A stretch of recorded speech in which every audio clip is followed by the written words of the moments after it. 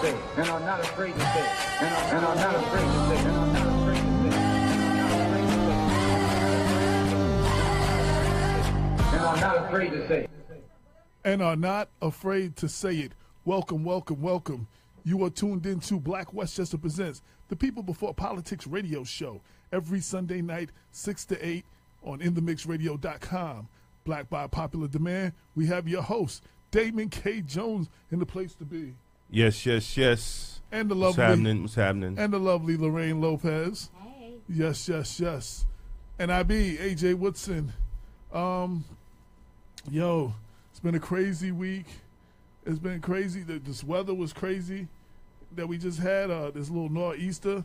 We had coyotes running around Yonkers and biting up cops and all kinds of stuff. You know what I'm saying? Yo. Amazing, man. But I just got finished watching this new series on Netflix called 7 Seconds. Everybody got to check that. Lots of parts of it was shot in Mount Vernon. And, you know, same old thing. You know, black boy got killed by a white cop, and the cover up and the whole thing, and it's the whole series.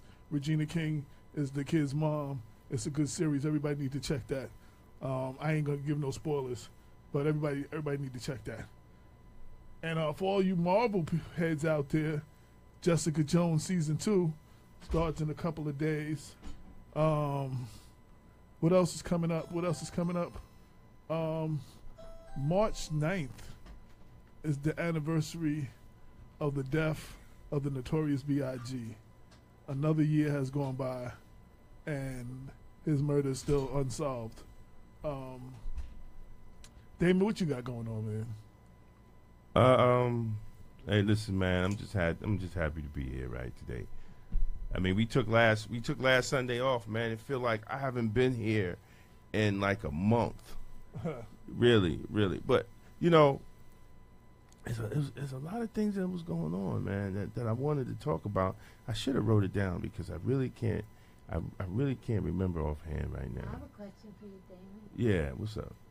How are you feeling about your new commissioner? Oh, yeah. No, you know, listen, for Spano to come back, welcome back. You know, I've known Spano my whole career. I was a union delegate when he was a union president, and he was a damn good union president. I don't care what anybody says. He had made Westchester County Department of Corrections one of the highest paid law enforcement departments in Westchester County when he was a union president. A lot of ignorant officers voted him out. He faced a lot of racism because when he became union president, it was the same time we started getting black officers on the union board, and they started calling him the nigger lover. This is real talk. Oh, that's not nice. This is real talk. How long ago was this? This was 90. I'm going to say 93, 94. Okay. 93, 94. They used to call him the nigger lover, you know, because at that time, black officers organized. At that time, we had an organization called the Westchester Correction Guardians, and big shout out to Alan Cardin, retired Sergeant Alan Cardin, retired Sergeant Gary Johnson, who were presidents, Rob Gibbs, and we pooled our vote, and we started voting for putting people of color on the executive board. And I guess they didn't like that, and they thought Joe was going to, you know, try to reject those people that was being put on the board, and he didn't. You know, he welcomed people with open arms. They got voted in, and he's going to treat them with respect. And I remember they used to call him the nigger lover. You know, so even his accomplishments as a union president, we still voted him out. Around because officers didn't know, you know. Officers didn't know. They didn't understand when you get a job or politics plays a big role. If it's no different than outside in the real world. Yeah. If you're misinformed, you're going to make a vote on the misinformation. And unfortunately, Joe lost by 3 votes, and that was around in the early 2000s, and he lost by 3 votes, and then the county made him assistant to the commissioner. Then he was deputy commissioner. Then he was commissioner. And when Astorino came in, Astorino fired him. So now he's back, and welcome back. And we also have a new first deputy commissioner, Louis Molina. And he's a good brother. I've known Louis Molina from being activists out here in New York State. We were up, the last time I actually saw him, we were up in Albany meeting with, at that time, Senator Malcolm Smith, Governor Cuomo, the law department on the gun legislation. And there's a lot of pictures. There's pictures and video. There's pictures and video of us up there. So everybody think sometimes people think I'll be lying. When I be like, yo, I was up here. I was there. They be like, nah, DK wasn't doing all that. But I was. So it's on YouTube. What did he do before that? Before now he's deputy commissioner, where was he? I'm not, I'm not sure where he left, but he was over Rikers Island. He did work NYPD corrections. So he has a long history of being in law enforcement, and he's a smart brother because I think he understands the correlation between law enforcement and the communities of color and the poor community, and how you have to have the correct policies and procedures to coincide with what people are doing in the different communities to stop crime and violence, to build these communities.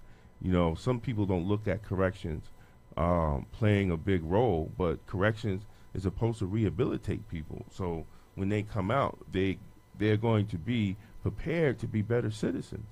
Yep. And unfortunately, corrections over the years have not done that.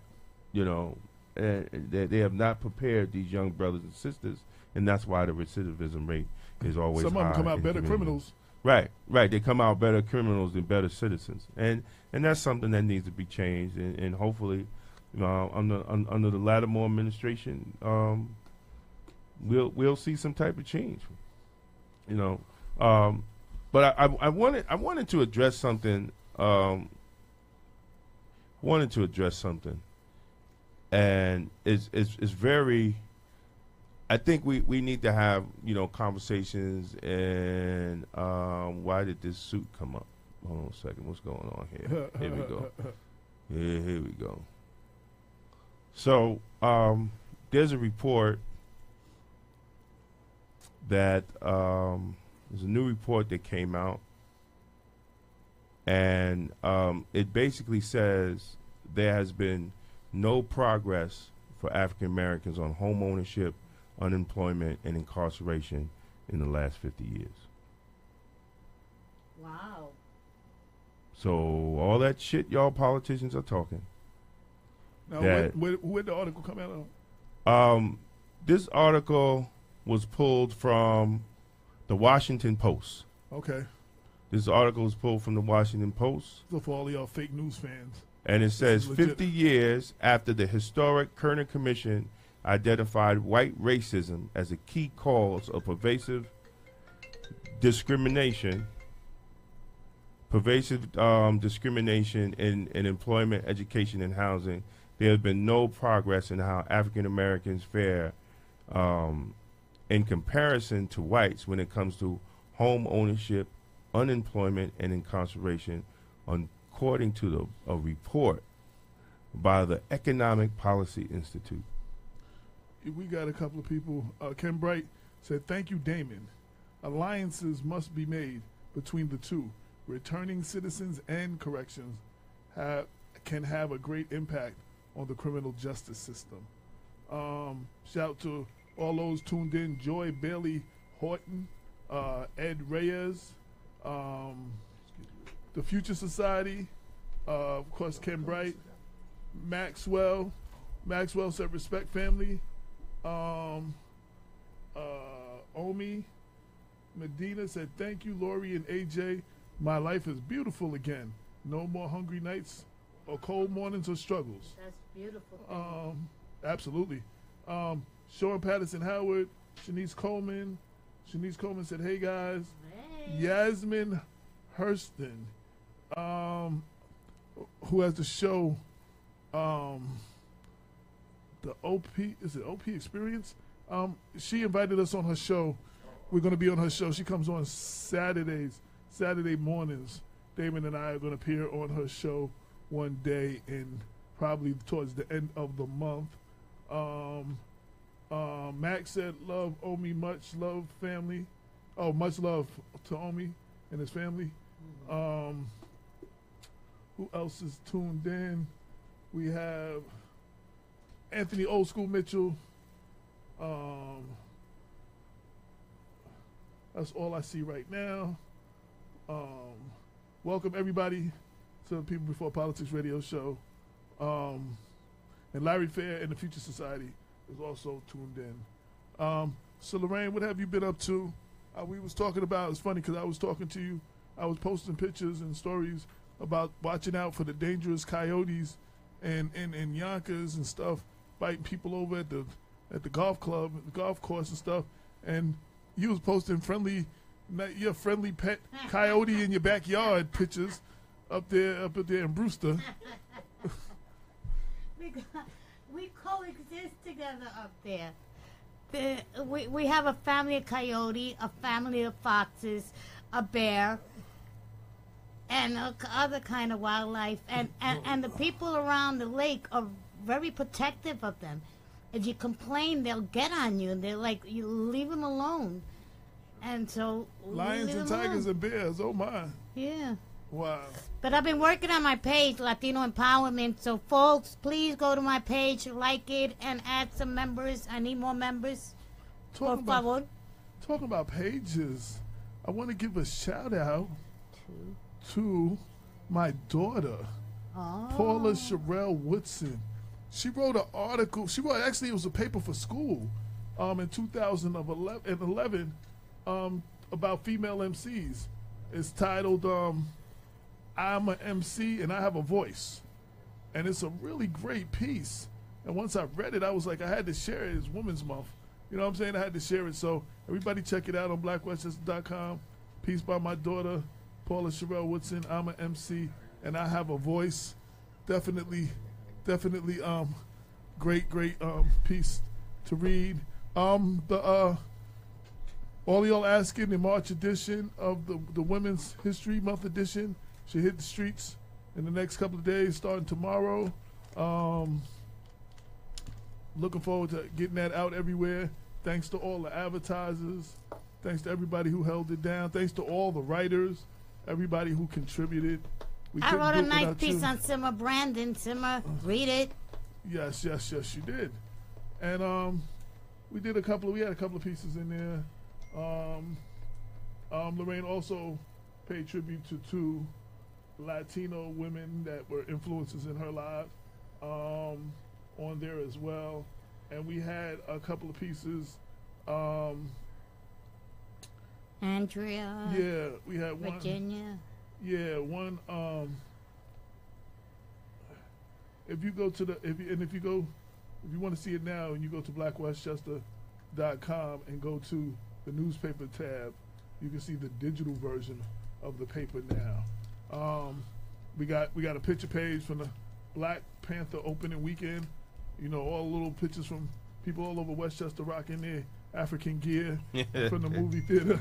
Yeah, I want to know how long black people are going to stay Black Panther. Right. See, that's because I've been Black Panther. I've been black all my life. Right. So I want to know how long are black people going to be Black Panthered out? silly. Turn me down a little You bit. are so silly. No, I'm really, because see, because I don't want this to be a fad where we Black Panthered out, but we don't understand the significance of the movie.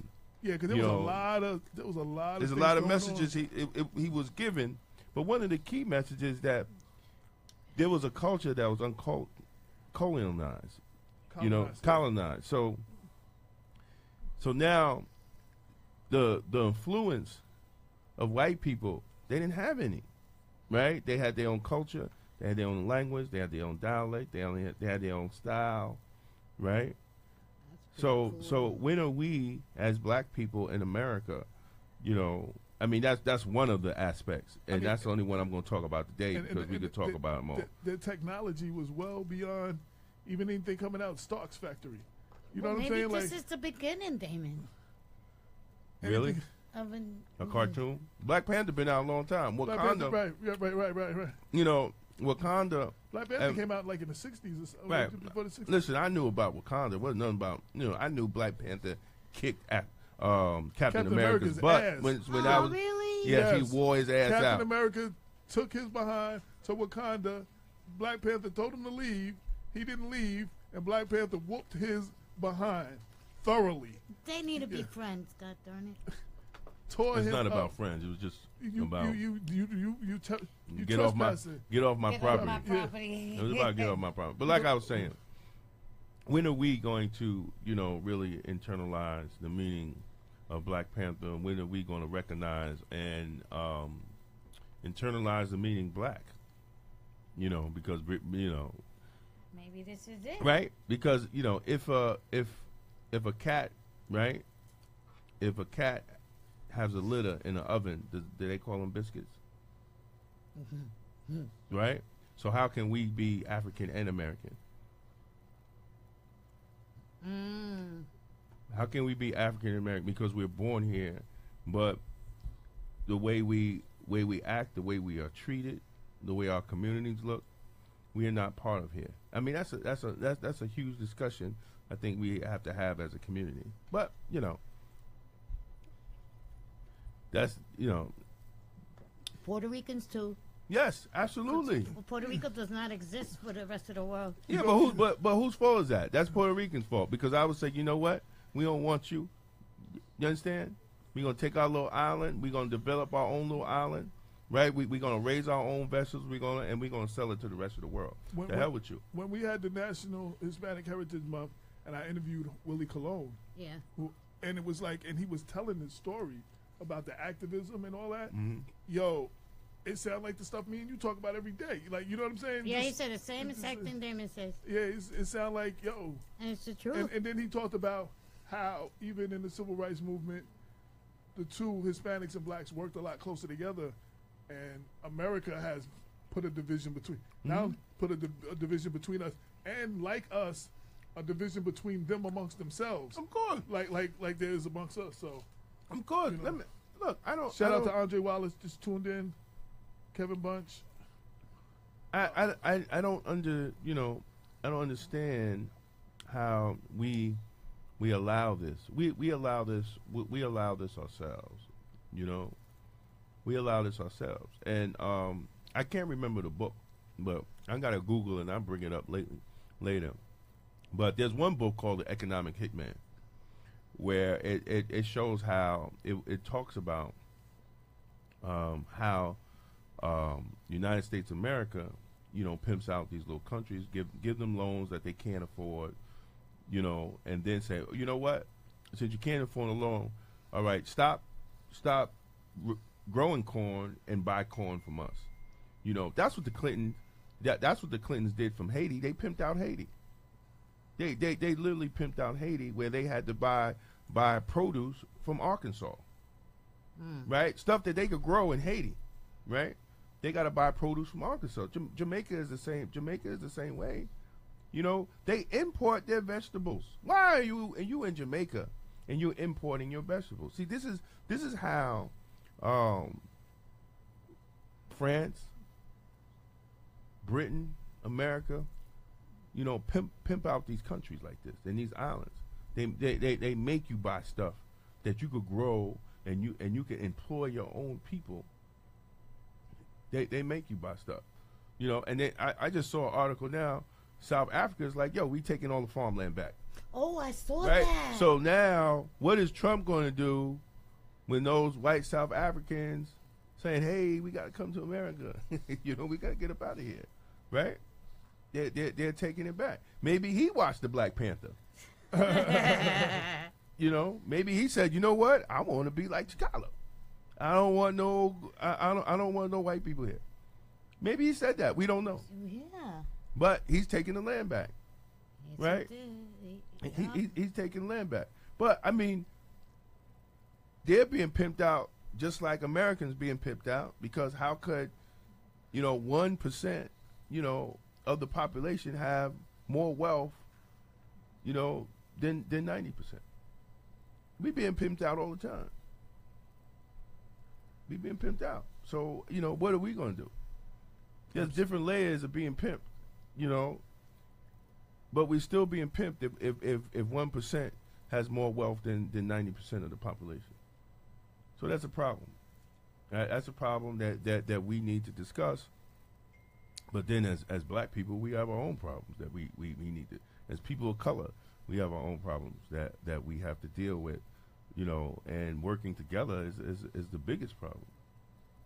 Right? And there's another, hold on, I one more, and then, definitely our guest is welcome, but I just want to throw this out here. Max said China is in the process of taking control of Africa. How so? I don't know. You Loans. explain that. Oh, well, yeah. One of it is loans, and there's another article, and people can go on these reports, get these reports off of the Westchester Black Political Conference. They could definitely get. They're right on the Westchester Black Political Conference. Please visit the page. The false promise of black political representation.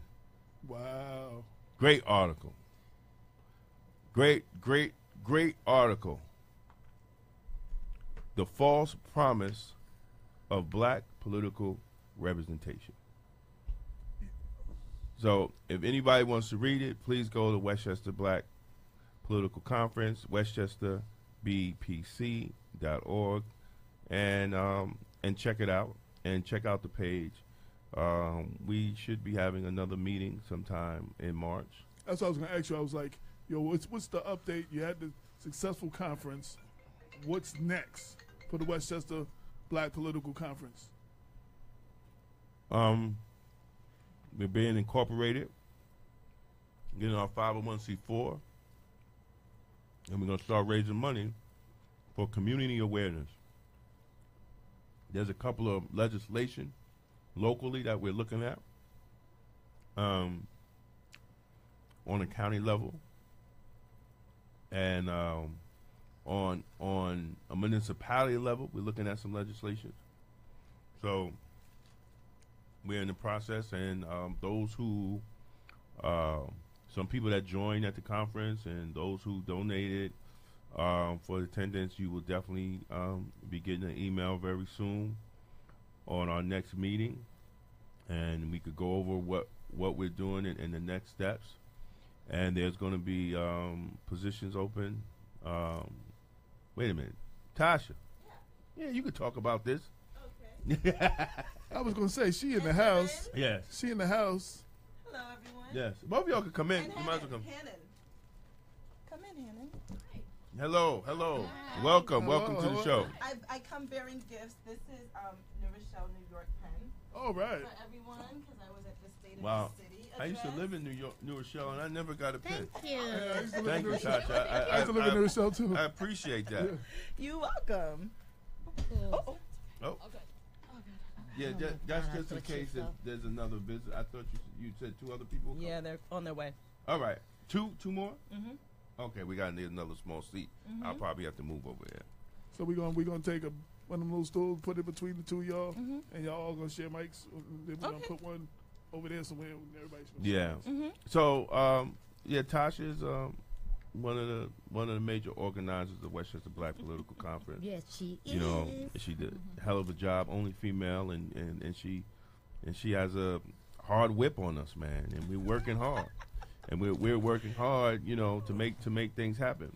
But I mean, you could chime in on what's next, you know. Yeah.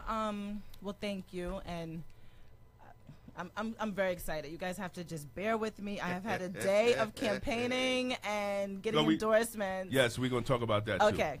So the Westchester Black Political Conference is our effort at crowdfunding so we can endorse candidates financially.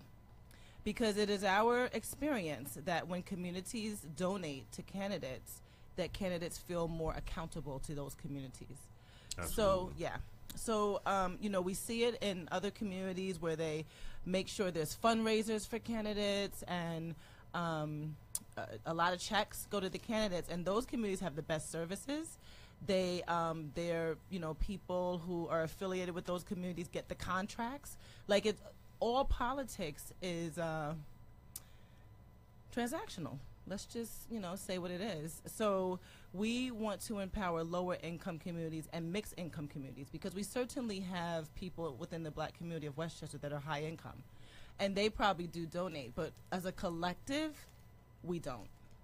So we want to garner and leverage political capital by donating to the candidates that we support, that talk about our issues, and holding them accountable to bring home the bacon with Absolutely. the promises they make on the campaign trail.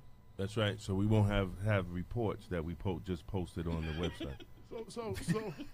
So talking about supporting candidates and people running for office,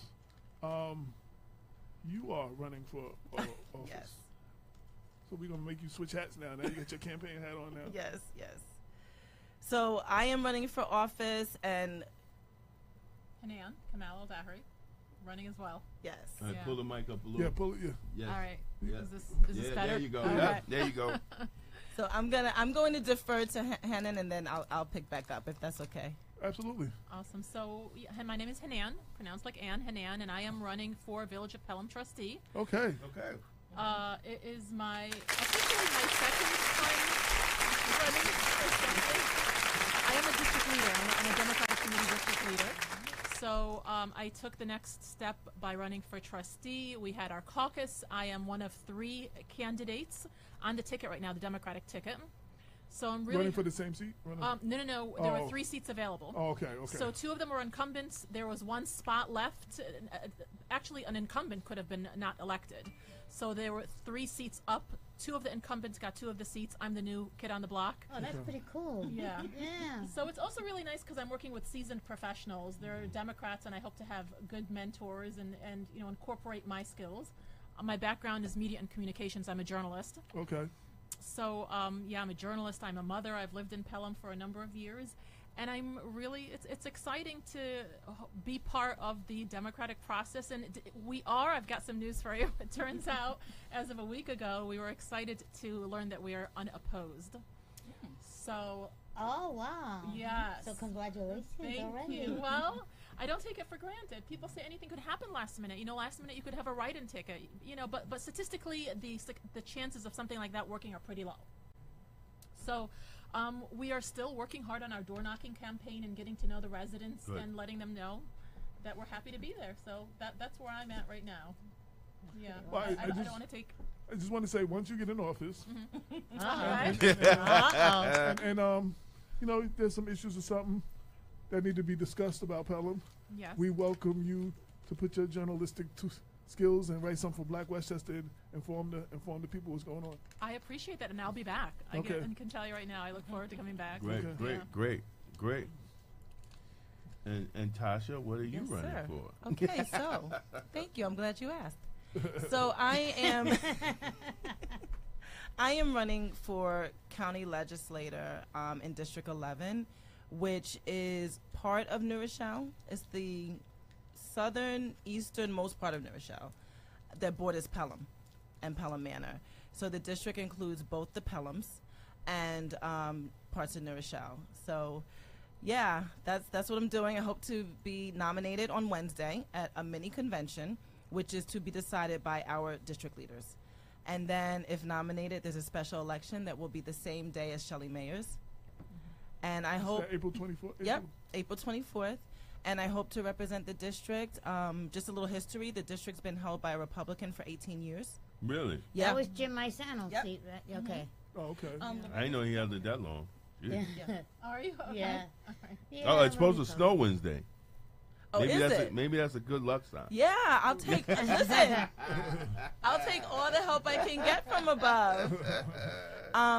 Yeah, so it's very interesting, the process, you know. And one of my hopes is to make it more transparent how to become a district leader, who the contact people are, what do district leaders do, because each of us represent 400 people in New Rochelle. I was going to say, what for the uninformed and the misinformed, What a the hell district is a leader? district leader? Right, there you Okay, so I'm a district leader. Right. I'm a district And leader. make sure you pull the mic, and 'cause- I'm a district leader in Pelham. Okay. And it's really your first and most basic opportunity as far as being a political participant and participating in local government. It's where a lot of our current politicians have started out, including, I believe, George Latimer, and a lot of people started out as district leaders. Your village, your town, your city is divided into multiple districts. And you don't have to be a district leader where you live. You can be a district leader in any district. What you do is when it's time to get out the vote, when it's time to get the petition signed for a candidate, you do that. But district leaders these days are doing a lot more work than they used to, because being a Democrat, it takes a lot more work now with Trump in office. We've got a lot more work on our hand. We're going door to door.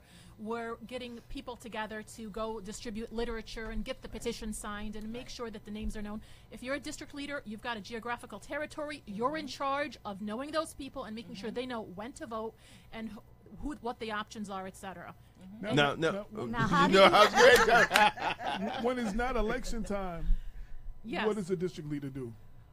You're not. It's not like you're constantly working. It's not a lot of work. When it's not election time, you are meeting monthly with other district the leaders ward in the leaders. Democratic committee. You're part of a Democratic committee. We are also the people that are going to vote for which of these three candidates, Tasha or the other two candidates, will go on the Democratic ticket to become the county a county legislator. So, but how did you become a district leader? Okay, well, first I got involved. I did a lot of the work. I did a lot of the walking door to door and distributing literature, etc. And then I started going to the meetings. These meetings are open. They meet once a month. Most Democratic committees meet Right. once a month. And I let others know that I was interested, in whatever district was open. And they had to vote for me. The district leaders an election, voted right? for me in an electoral process and voted me in as the leader. Right. I live in Mount Vernon, and Mount Vernon's like different.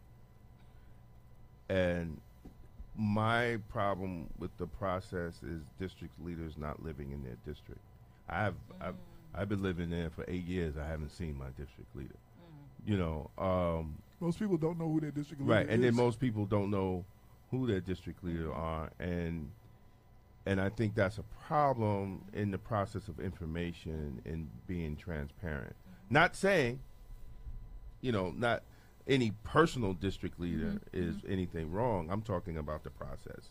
I think the process, the district leaders. I'm going for district leader in my district.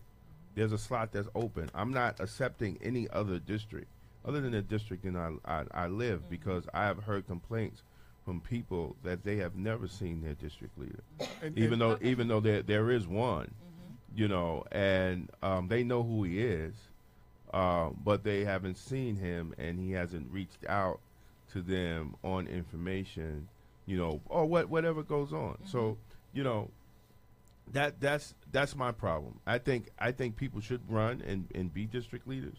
I think it's very important, but I also hope the district leaders be independent.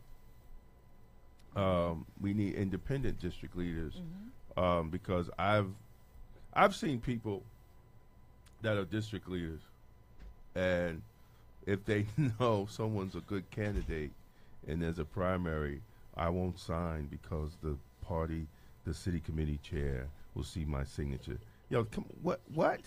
You know, like really, you know, I've seen that, and you know, it to me it corrupts the process for people like Tasha, who's trying to, or any other person who's trying to break in, not only break in, But- just her constitutional right, right, right. to just run and represent her people. Right, freedom of speech. You know, and for some district, and I'm not no personal district leader, but just some, you know, that have this type of cult attitude, you know, I think is wrong. You know, and that's my beef.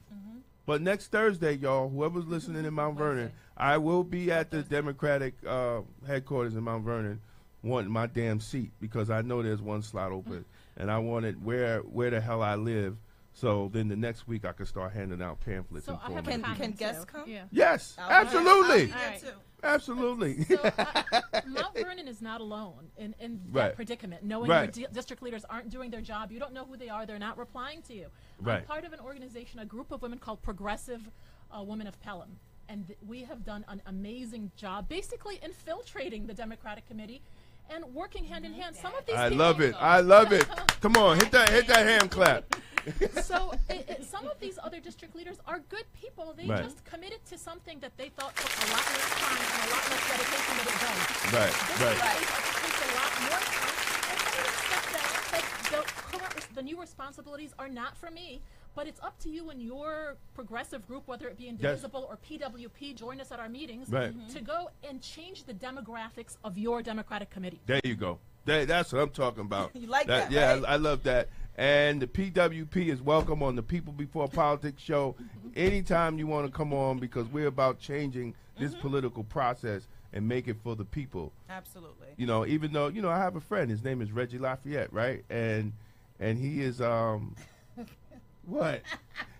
I have a friend. He's my like friend that. I like He's that. my friend now. He's my friend. Don't pull it up. Do not. He's great. Pull up the video. He's my. Oh no, the picture. I was just gonna. Oh, well, you know, he's my friend. Reggie's my friend, and you know, we have to change. We got to make the party for the people. You know, I mean, you know, it is what it is. You know, the people. I think the average person, you know, wants change. You know, and it's a wave now. People are recognizing and people are getting involved. You know, thanks to our great president in the White House, people are paying attention to really what's going on, and they're getting involved. You know, and I think it's a good thing. You think Doug Cote is paying attention? Doug, well, Doug's a Republican. I mean, you know, I mean, is he making change? You think? is he making change? Yeah.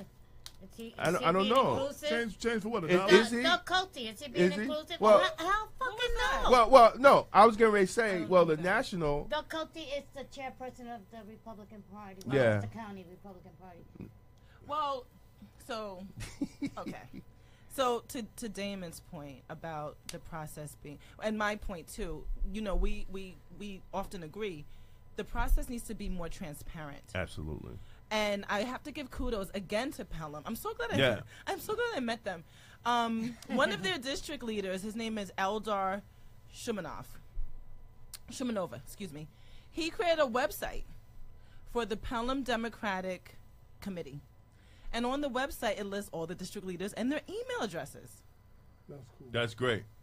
And we That's what, need, you know what? That's what I'm going to do too.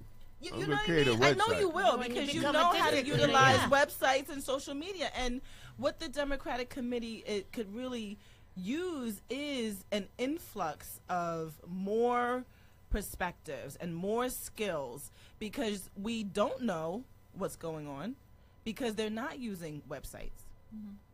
They're not using social media. And this is how we're getting information nowadays.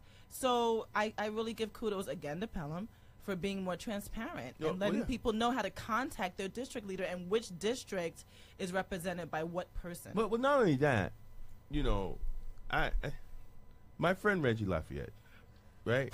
God darn it. Yeah, he's my friend. He's my friend. And And stop whispering over there. He's my. I'm so happy to hear he's your friend. Reggie's my friend because Yeah. we're They're working having on drinks afterwards. because we want to have a better Westchester County. We want to have a better Democratic Party. That's true. But when you go on the website, there's no mission, there's no agenda. What do Democrats stand for? You know, what are the policies that we stand for? And I think, you know, people need to know, you know, what do we stand for? Because if you go and if you look, you know, there's no policies. Like what do we stand for? Do we stand for raise the age? Do we stand for The issues. Right.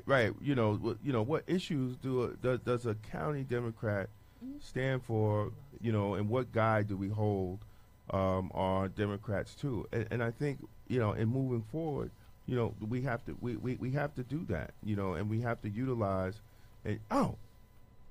Upcoming events, director of film, donate and volunteer, register to vote. Issues. The Republican Party has a better one. Let's look at theirs. I'm just saying. Because issues are important. Issues is what's going to win elections. That's my friend. That's my friend. He's my friend. I'm glad about it. Huh? I'm glad that I'm glad about I'm that. changing a new leaf. That's my friend. Good. But we have to have, you know, I mean, we need to have open discussion. He's probably watching. Is Reggie watching? I didn't see his name yet. Oh, But that okay. doesn't mean anything. Yeah, I know. He'll click any minute now. Somebody's gonna call him. Hey, they still got that guy up there. And Astorino's still look on at the Doug. Republican. Hi, Rob. That's Jim Maisano next to him. Yeah. That's Jim Maisano. He's on the. But this is interactive. Look at their pictures changing. Yeah, see, the Republican No, but Party is there we issues? all right? Is there issues up there? Get involved. Voters go local. Calendar, follow us. Contact. Yeah, there are issues. There's everything in there. Is there issues? What they So say? are they going to leave that up until another Republican is county executive? Well, no, but they'll probably. He's still. I mean, he's still a Republican. Right, and he looked at as the top dog. He's the former county exec. I mean, that's. I saw him on cable Yeah. just yesterday. I think it was CNN. They interviewed him about. All right, let's go to the national DNC. Let's just go. Or there. even the state. Yeah, let's try the state. Does the state have? I never even seen the state. Let's go to the and for all y'all who are listening, we're just or watching. Curious.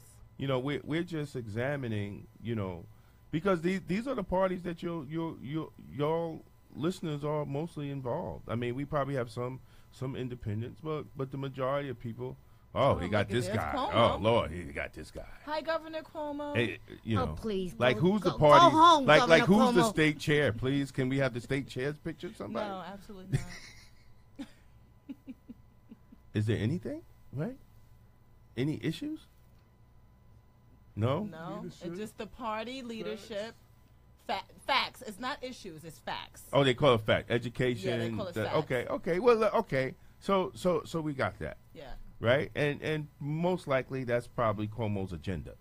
Mm-hmm. Is actually Jobs in the economy, innovation, What we working on now? crime and public safety. yes, that's what we have to see. See that For Westchester. right? Right. See, So we can get on the same message. absolutely, Mm-hmm. absolutely. Mm-hmm. Yes, Yeah. And then you have the government officials. Okay. yeah. Oh, that's great. That's nice. That is beautiful. That's great. So this Hey, is who's that guy? Wait, which one? which one? Oh, Jeff Klein. is that Jeff Klein? Yeah. Why is he on there? There's Angle. Them- 'Cause he's a Democrat. He's still a registered Democrat. Who's that guy? Why is he on there? Why is that guy on there? Where's Andrea? I was just Andrea's saying up at that. top. She's up, right? I thought I saw her. No, she's not there.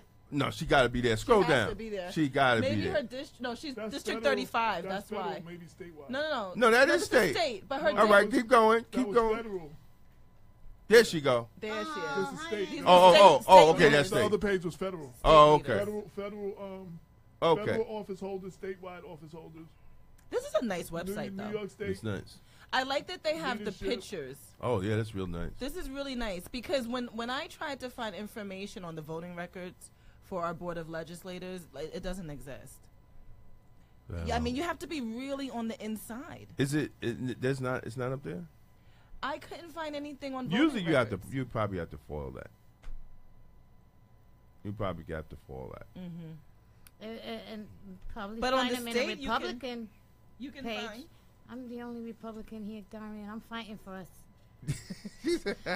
When I was canvassing for George Latimer, I was able to speak to his voting record because it was available. Right.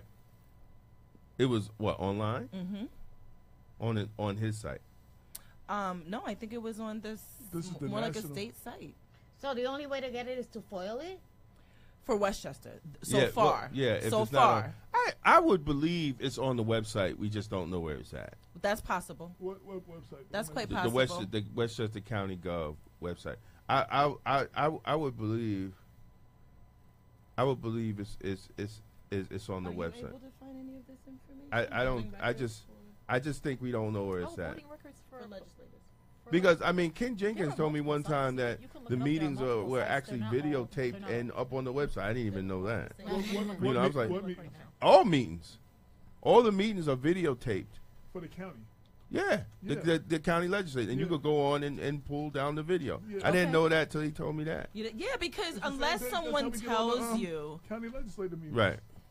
un- So I'm assuming that the votes are somewhere. You just got to figure out where. we just they're gotta at. I would love to see What more is it? Westchester transparency. what is it? WestchesterGov. I No, would no. Westchester Legislators. .org BOL or something. or something like. You got to Google it. It's Westchester Legislators. I mean, can you call the specific legislator and ask? Well, yeah, Yes. well, for the yeah. voter- Oh, voter absolutely. record? The voting records are available online. They in are? multiple sites, not just one spot. In multiple Right. sites. And I'm looking right now as we speak to just give you an example. I'm on GovTrack, for example, and there are multiple sites where you can go to each elected official and see how they voted. As a matter of fact, I have an app on my iPhone that sends me an alert every time one of the elected officials in my district places a vote. Now I need that. Oh, That I need. that's pretty awesome. That's incredible. That's Wow. incredible.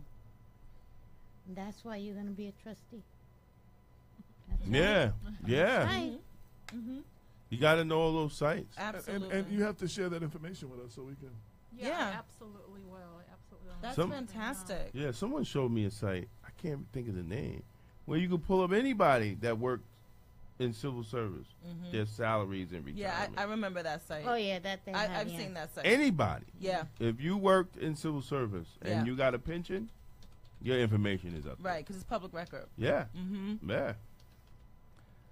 So yeah, I mean, hopefully we can bring new energy into the committee.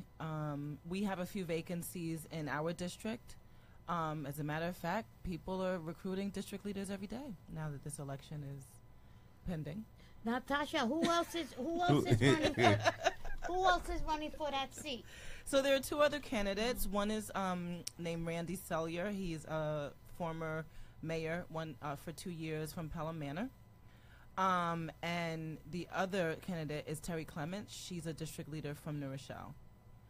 So the three of us have had 3 candidate forums. Wow. And, you know, on the campaign trail, like each time you speak about who you are, why you're running, and what your issues are, you get like a little more comfortable doing it. And today we had our last and final one in front of the district leaders in New Rochelle and Pelham.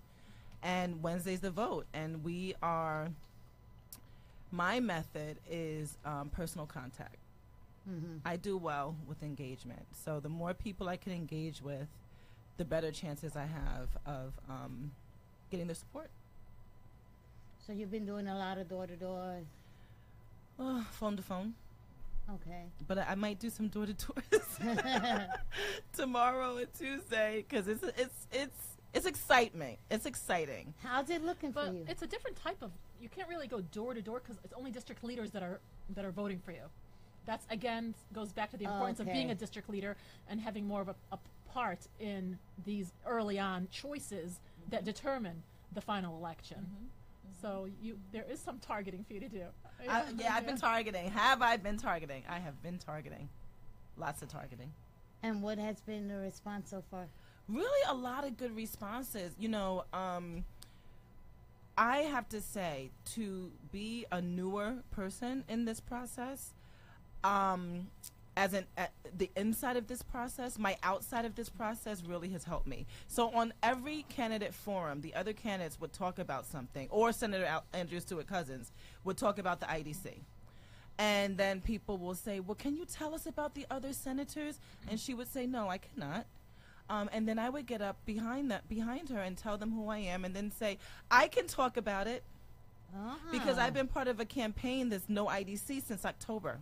And then I can introduce Love Pan. And then I could say all the phone banking that we've done. At the next candidate forum, they were talking about programs and services. I can talk about programs and services. As a social worker, that's my jam. That's where we live. And there's a way to, like George Latimer said, analyze what's working, analyze to see what's working, and reform what can be improved. So doesn't he say that? That's what he said, that he was going to be, as a county executive, analyze what's been working and where there can be improvements, improve them. If I'm a service provider, I know where the pork is. You know, I know where there might be a misallocation of funds, and it gets the money gets lost in administrative services, and the children don't have sneakers. Absolutely. You know, so I can speak to that. Then today we had our final forum, and the other two candidates were talking about this medical care provider in the jail. And Damon knows I could speak to that. Absolutely. They were, you know. It was very serendipitous. I was like, thank you. Really? Yeah. They were talking, and Jared Rice told us this and that and this and that. So, yeah, but you worked with Jared. So I worked with Jared. Yeah. I wrote the petition. Right. to end the contract. Right. So, you know, just because they haven't known me as a DL, you know, doesn't mean I haven't been doing the work. Because activism right now is winning elections for Democrats. Yes, that's why you're going to win too. Thank you, Lorraine. Well, see, sometimes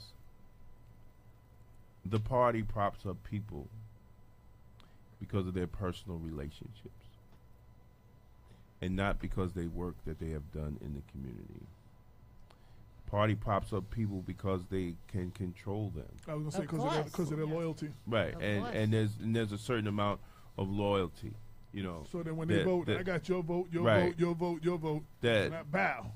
And there's a certain and there's a certain amount of because they have been dedicated Democrats, they deserve the position, and they have really haven't done work in the community for the people. And I think that is the split right now that you see in the Democratic Party, from those who supported Bernie, from those who were grassroots, and even those who were supporting Hillary. There's a split, and whether some people don't want to believe it or not, there is a split. And the only difference between grassroots and those who work with the people and want to change the system is finances, and friendships. But in the reality, I don't think they care about friendships. They want to see the results. They want to see what the party is, what they claim to be. You know, they want to see that reality and what the party claimed to be. I came back to the Democratic Party. I went to the Independence Party. You know, some people think I went to the Independence Party because of Dr. Cavallo. No, I went to the Independence Party because of Dr. Fulani. They just got the wrong doctor. But I came back to the Democratic Party as we talked before. One, because you're blocked out of the primaries. Two, it was no soldiers.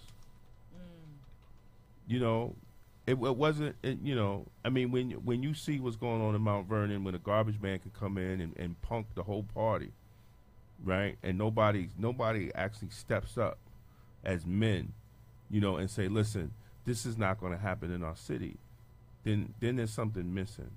It's something missing. At the end of the day, politics is also warfare. But you can't have warfare if you don't have good soldiers. And you ain't got no good soldiers if you ain't have people that's going to be actually men and say what needs to be said. You know, look, you can say what you have to say to me. I'm not going to get all upset and get hurtful. But damn sure I'm going to say what I have to say to you, and I'm going to be honest. You know, when I have the discussions with some politicians, you know, or if I disagree, and you know, even in the text, I'm just being honest. That's all I am. That's all I'm being to you is honest. And if you can't accept me being honest, then you shouldn't be in the position that you're in. Absolutely.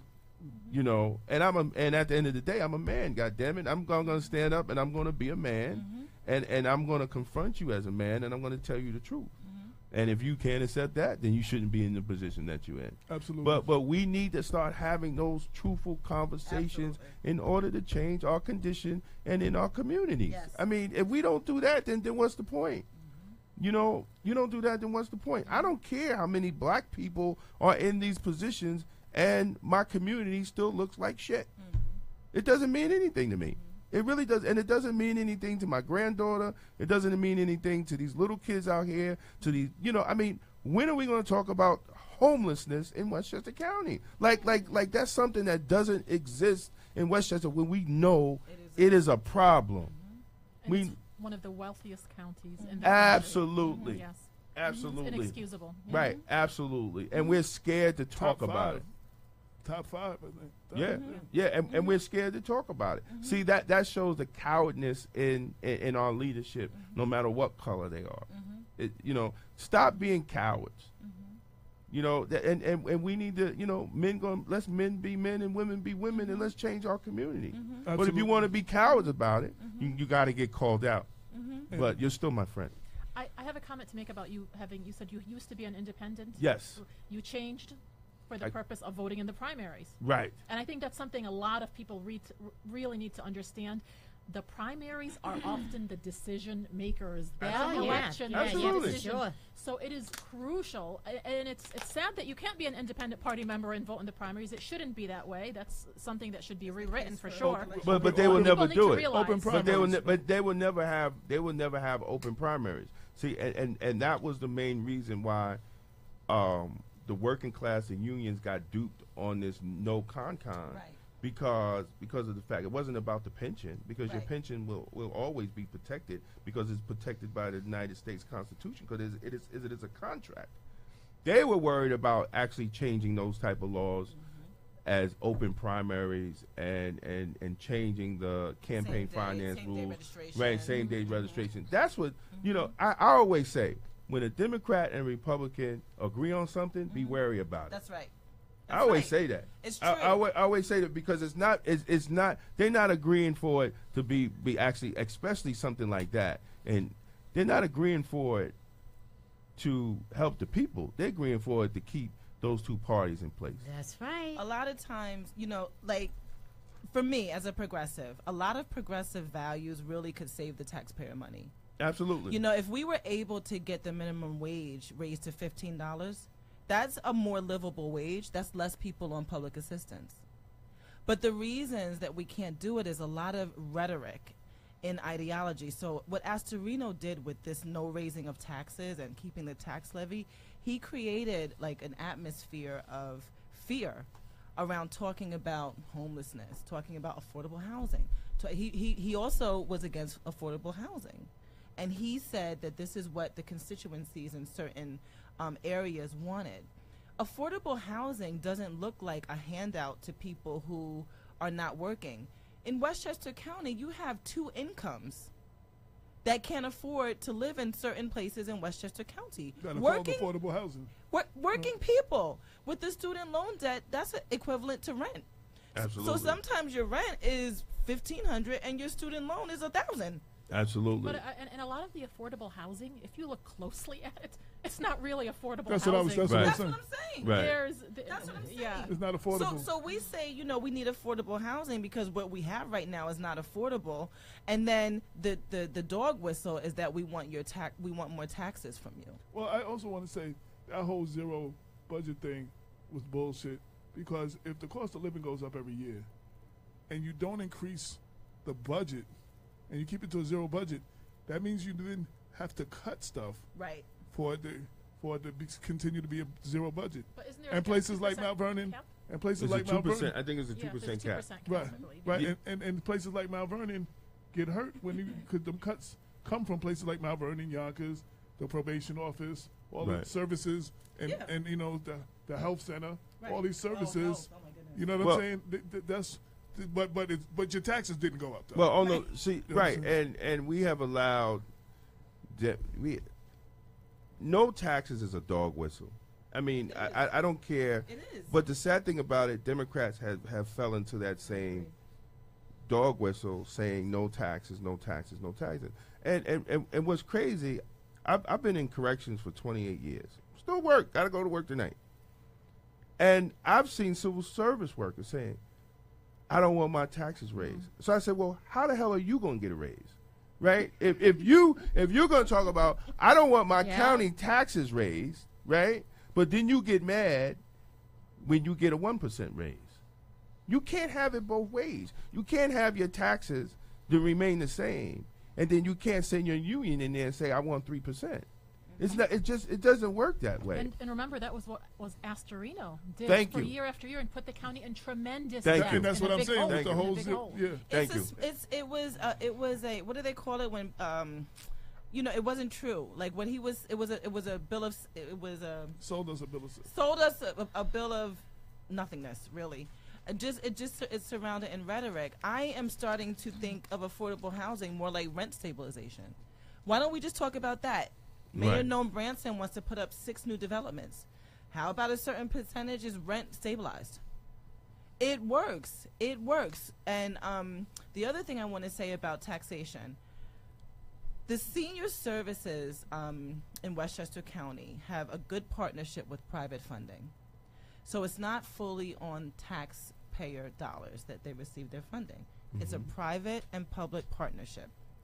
We can analyze if that could work in youth services, if that could work in homeless services, because we can be more creative with how we're spending money and how we're receiving money, and we can also be more creative with who gets the money and eliminate the big administrative costs and pork wherever we can. Right. These are progressive values. I feel like progressive is not socialism, it's what the Democratic Party used to be. We're the Democratic wing of the Democratic Party. And I do want to remind you, there are a lot of people that hear that word progressive values and they're scared off. They're scared off because they think an irrational extremist, with ideas that cannot Yep, be, that's true. that can never come true, that will never work. And like I said, we have to, re-educate people. It's all really rhetoric. It's not that it couldn't be implemented. We just saw when Bernie Sanders did run, he ran on the premise of having free college tuition. And then after he, lost, and then Hillary subsequently lost, they passed it. So now there's free 4-year college tuition at SUNY and CUNY schools. There was free CUNY in the 70s. So I don't know why people say, oh, this is so far-fetched. It was free not too long ago.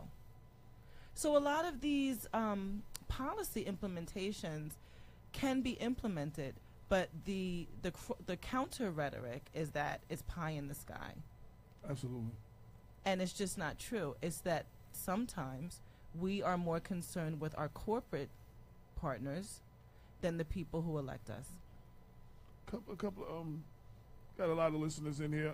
Tommy Pryor from California, Lauren Cater, Sean Barrett, Bishop Edwards, Cynthia Turnquest Jones, Oscar Davis Jr., Caitlin Gleason, Chris Breezy, Stephen Lewis, Kenneth Chamberlain Jr., Monty Whitaker from Baltimore, Wayne Robinson from New York City, Miriam, I never pronounce your name right, so I'm not going to mess it up. I'm just going to say Miriam, and Sandra A. Rose. Those are all the people that have tuned in recently. Welcome to the People Before Politics radio show. You miss Susan Rivera. Okay, who? Susan Rivera. Okay, I didn't see that name, but thank you. That's my sis. Oh, wow. Other things that got cut were after-school programs. Right.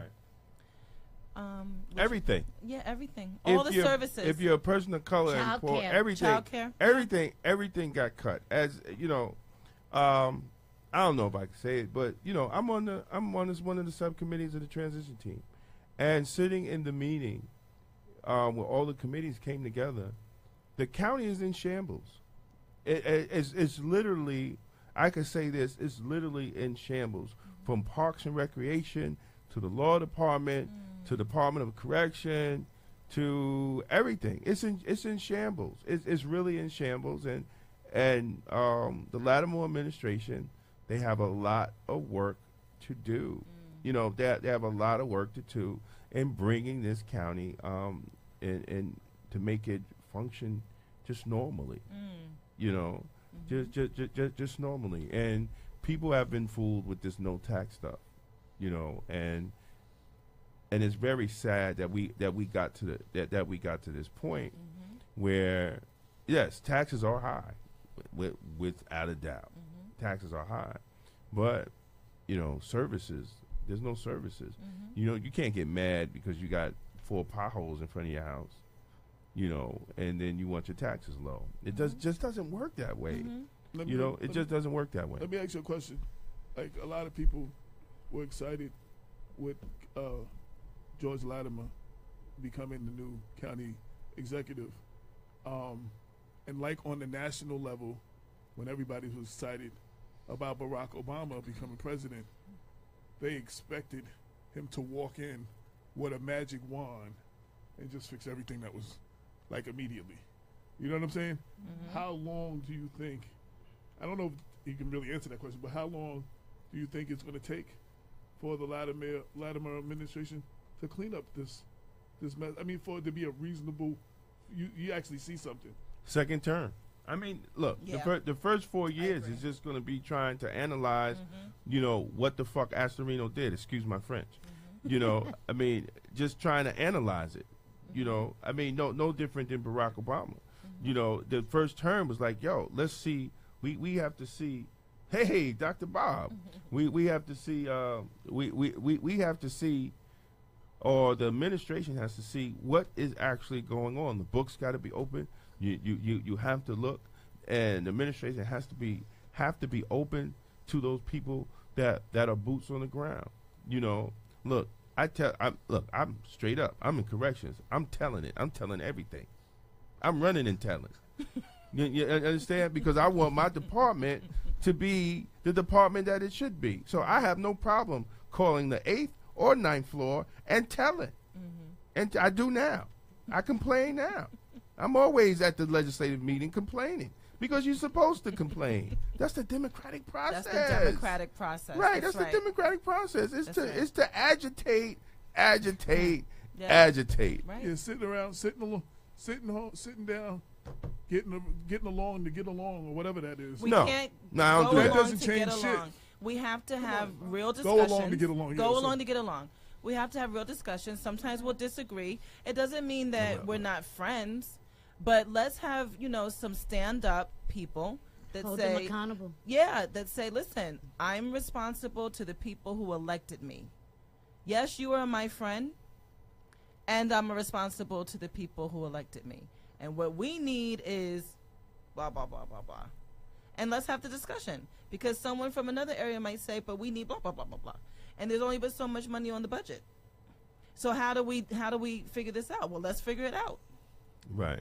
But at least have the discussion. Yeah, no, we have to. I mean, that's what it's all about, having conversations. That's why we created this show.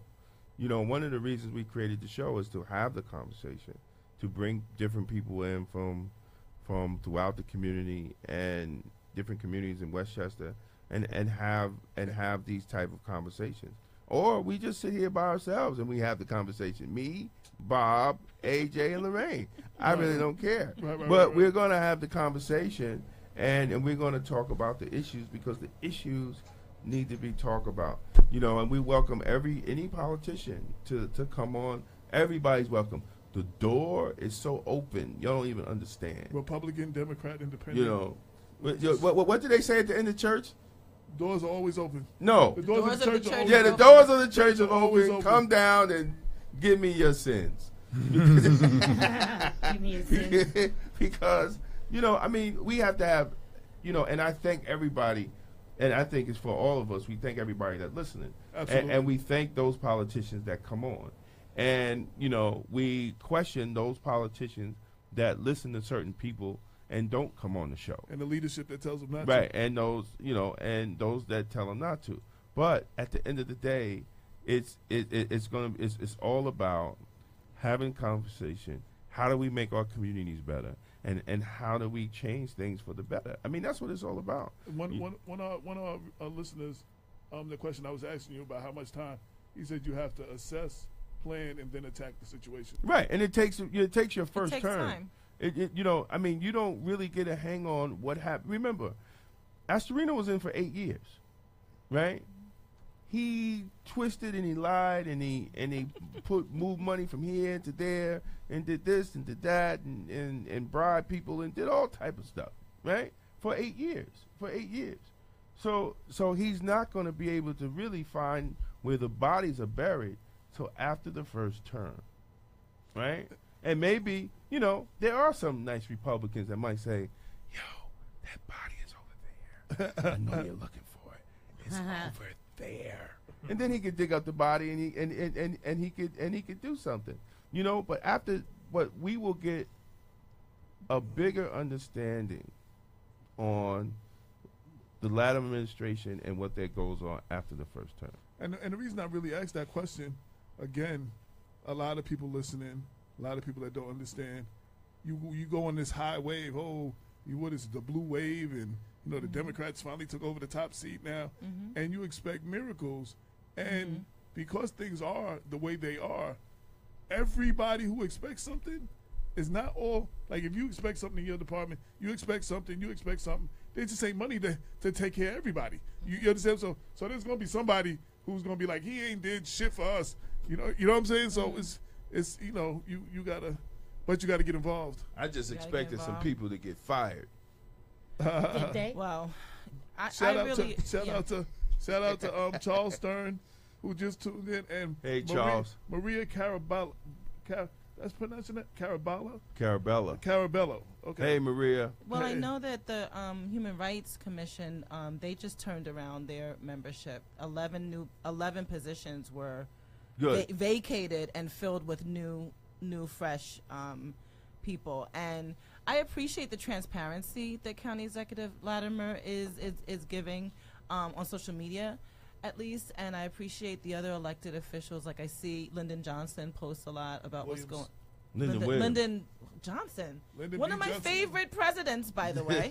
But yes, Lyndon Williams posts. I don't think he's tweeting You anything looking right like now. No, a if he's Civil Rights tweeting, Act, if he's tweeting, we all Reconstruction need Act to- or something out of there. Yeah, because We know you got high hopes Yeah. for the Latimer Lyndon Johnson. Lyndon If Johnson. Lyndon Johnson's on social media, we got it. Oh my We got a god! I problem. wish we could bring him back. But anyhow, Lyndon Williams and Catherine Borgia with some communication that has gone forth to educational entities with the money that's being Right. hung up in Albany that needs to come to Austin schools. You know, it's just fabulous when we could see the process play out. I also though, but I want listeners to really be wary too, because it's up to you to navigate through the bullshit. You understand what I'm saying? We have elected officials who call themselves being very transparent and put out a lot of propaganda. You understand what I'm saying? So it's you can't take anything verbatim. You have to be informed. You have to look into the issues yourself, and you have to sometimes navigate through the bullshit to get to what's real.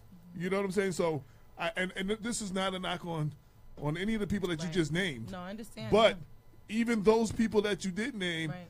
we still can't take just because, and I supported George Latimer, but just because George Latimer says it, we can't all be like, okay, it's the gospel. We Right. need to look into it. We need to look. We need to, you know what I'm saying? We Yeah, need to I do do. our part. You know what I'm saying? Because, you know, I mean, Yeah. that's the problem. We listening to leadership telling Yeah. us one thing and nobody Without checks it. fact-checking. Nobody, Right. nobody's checking. Nobody looking to it. Nobody knows what's going on. But so and so said, Yep. you know, and we find out so and so lied, or just not lied, but spun it in his behalf. You know what I'm saying? We have a Right. lot of spin masters, and propaganda. You know. Yep. Well, wait a minute. Welcome, Dr. Bob. Dr. Bob. Oh, well, it's good You to know. be back, everyone. Hi, Dr. Bob. Hey, what's happening, Hello, y'all? It's good to be How are back. you? Hello. Hi, Dr. Bob. How are you? I'm not sure we had the pleasure of meeting. We have not. I'm Hanan Kamal Eldahry, and I'm running for village trustee. Nice to meet Okay, it's a pleasure to meet the you. village you. of Village Pelham. of Pelham. Now, just Okay. just for those that don't know, village trustee in a village is Yes. the equivalent of a City city council in a yes. city. Like, you Exactly. know, just people don't know. If you Right. don't live in a village, you be like, village trustee, what? You know, Yeah. so. Yeah, Exactly, just for those correct. that didn't know. Yes. Okay, well, you know, Pelham is close to my heart. I grew up in around 590 area in Mount Vernon, the Okay. bottom right over the bridge. Right by Wolf's Yep. Lane. Yes, right by Wolf's Lane. Right yeah, by so, East 3rd yes. Street Bridge, yes. Yes, Mhm. Yeah. right. I still have an occasion to go over to the Pelham Picture House. I know it's changed its name since then. Yeah, it's. I think an, it's still the Pelham Picture yeah. House. Has it changed its name? I don't know. It used to be like the 99 cent or $1.50 theater. It's now They the used to run- $8 and they- theater. they Go used to there run- still. They used to run second run. And they used to have Tuesday night specials. Right, and things they used, to like use, that, yeah. they used to run the second run. So after the first run, Right. then it'll be the second run, and you go see those movies for $1.50 or 99 cent or whatever it was. Well, they're now a Back in the nonprofit. 80s, 90s. That's what I'm talking Like Jacob Burns. Like Jacob Burns film.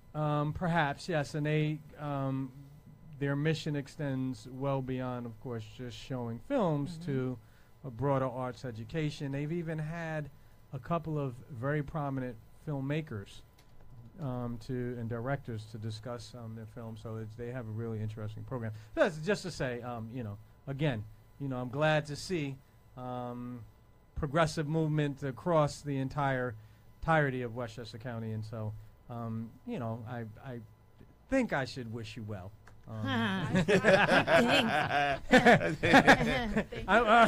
He's being cautious. I don't want to just jump out the window, but sometimes when you get burnt in politics, Right. you are so cautious after. I mean, it only has. I'm not saying you're going to do it. I'm just saying, and speaking from, I think I could speak for Bob. Yeah. And I can speak for him on it. You become cautious. You when you throw your support and you support a candidate, you become very cautious. And it's sad because it shouldn't be like that. But it happens. It happens. But we do wish you well because of the fact that we think the party needs change, and it just needs an insurgent from the outside. Even though that's like dangerous talk to status quo Democrats. That's dangerous talk. But it's really needed, and I think and I hope the ideals of Bernie live long, because that process, what he did in the primaries, was so crucial in waking a lot of young people up, and exposing a lot of young people to the political process. This old man, made young people just come out and wake up.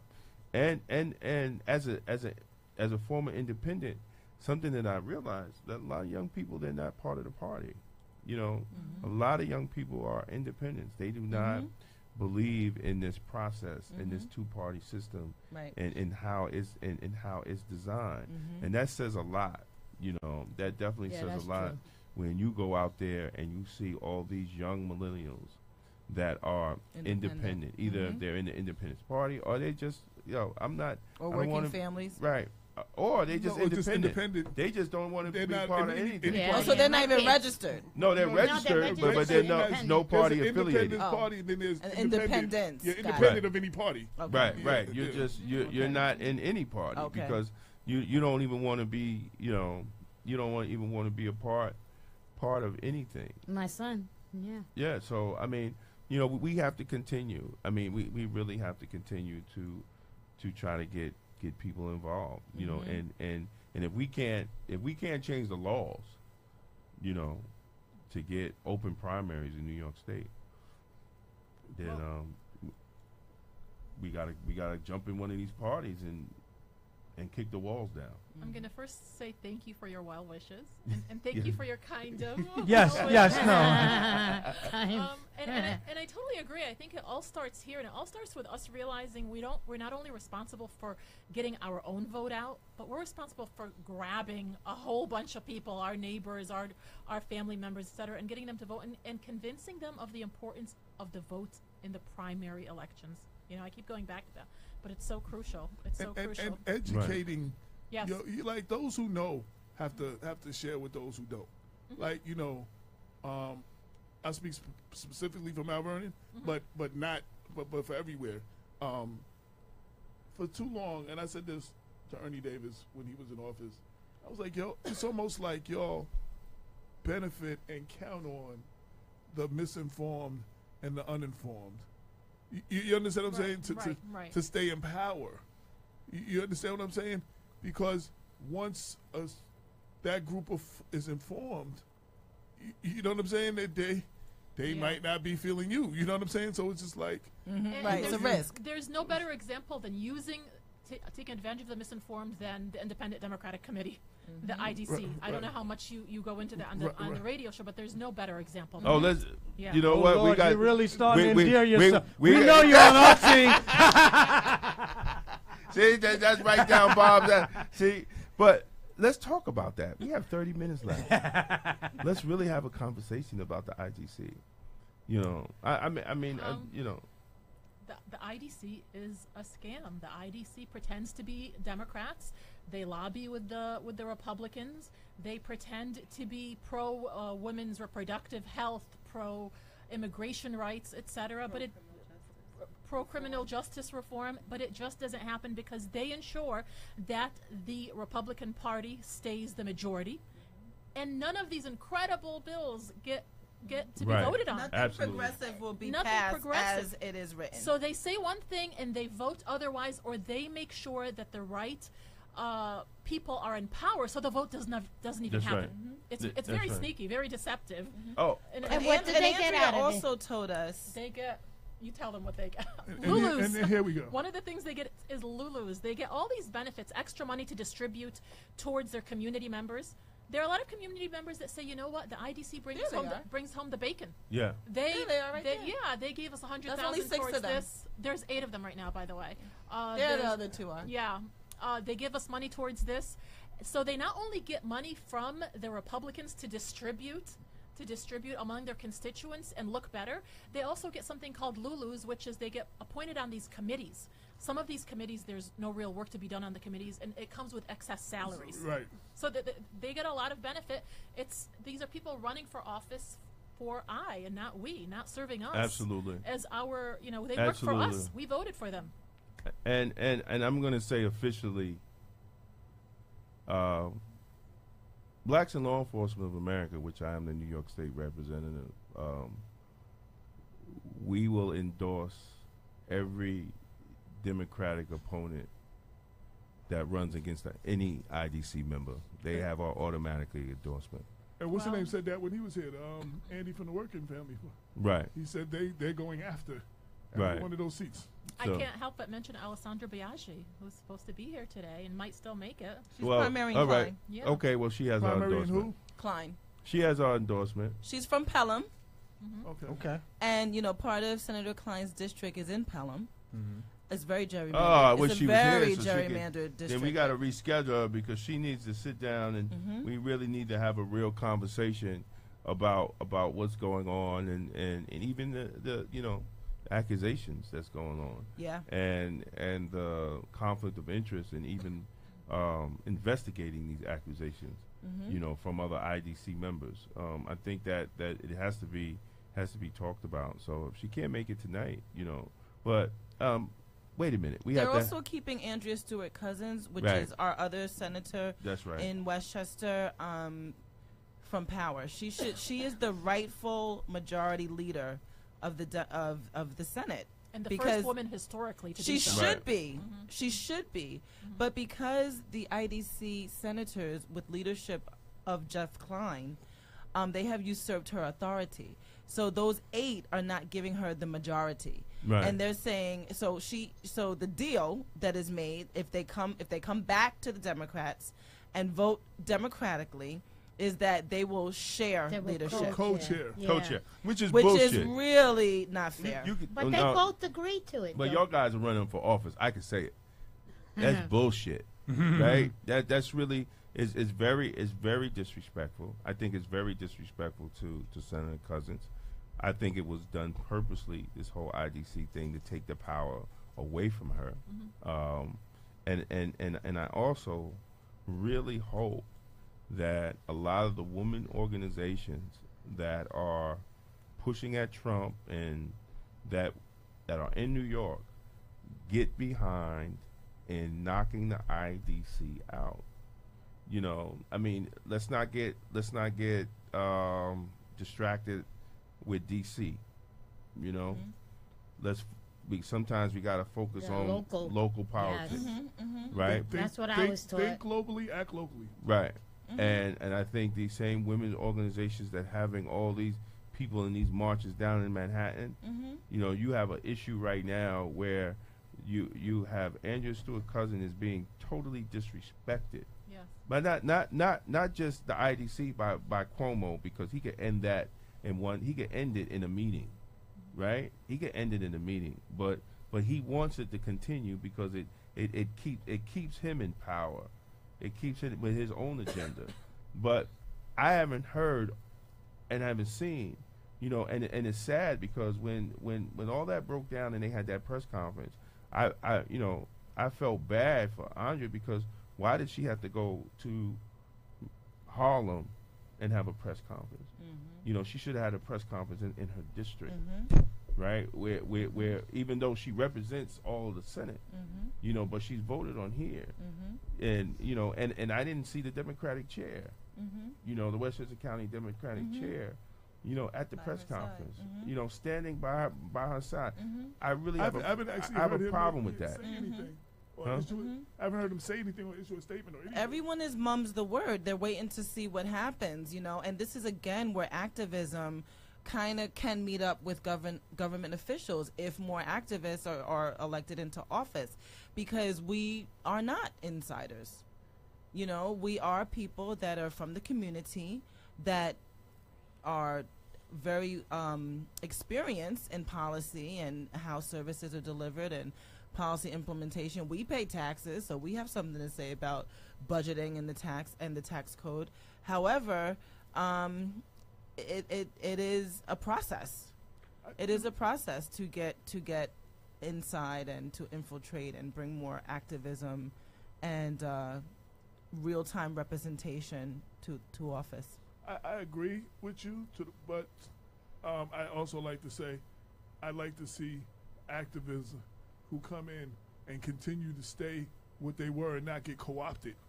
You understand what I'm saying? I because do. You have a lot of people, like there's black politicians who went in, you know, on whatever level they went in, and now they got co-opted, and I don't know if that's the right word, but you understand what I'm saying. They got co-opted. Corrupted or whatever. Corrupted. You understand what I'm saying? And now they ain't no good. I mean, you know what I'm saying? Like it's like they worse than some of the white people as far, you know, to us. So, you know, the activist thing is good, but if you can maintain that, you know what I'm saying? I Maintain think that's who where you checks and balances comes in. Yeah. That's where we need to keep on top of them. Exactly. You know, I want to add that, you know, as someone who considers himself to owe a great deal of my understanding of politics and the intersection of politics and economics to Karl Marx.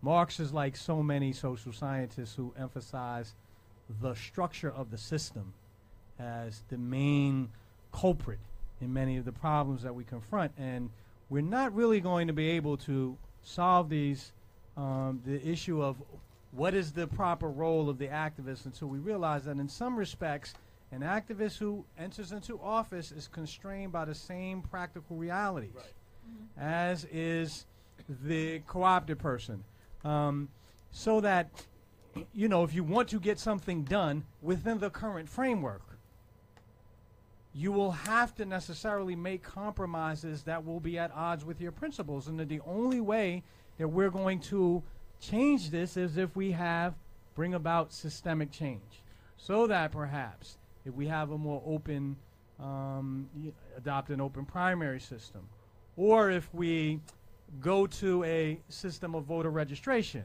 which ensures that a greater number of people, poorer people mainly, more marginalized groups, have an active presence within the electoral process, as opposed to the current system, which places barriers, which puts the burden of registering to vote on the individual citizen. I mean, look, if you compare the U.S. electoral process and system to that of our peer nations, one thing that distinguishes our electoral system is that people have to actually sign up to register to vote. If you go to some European countries, and the barriers to that is considerable. You know, some European countries you'll automatically vote. It's like you pay taxes. You automatically registered. Yeah, I'm sorry. You're Right. automatically registered Yeah. is what I meant to say. I- But those are issues that we Yeah. really need to attack. We because can't get it done because it gets stuck in the chamber. Do we have a there? Can you reach out to Senator Cousins' office? And I want to get a list of every bill that has been stalled Yeah. by the IDC. That's a lot. I think. No, I I think no, what- but I yeah. want it. I Yeah. want it. I want to. I because even though it's a lot, people need to see every bill that was stalled by the IDC that was pushed by the Democratic Party. So And because of the IDC, it goes nowhere. There's two things that I think Yep. Dr. Bob brought up. The first thing I want to say is about activists in government roles. So, to my knowledge, and from a little bit of research and some lobbyists that I know, Senator Bernie Sanders is the only one in Congress who has pretty much maintained the same position since being in office. And the reason why people were so energized by him is because of his authenticity.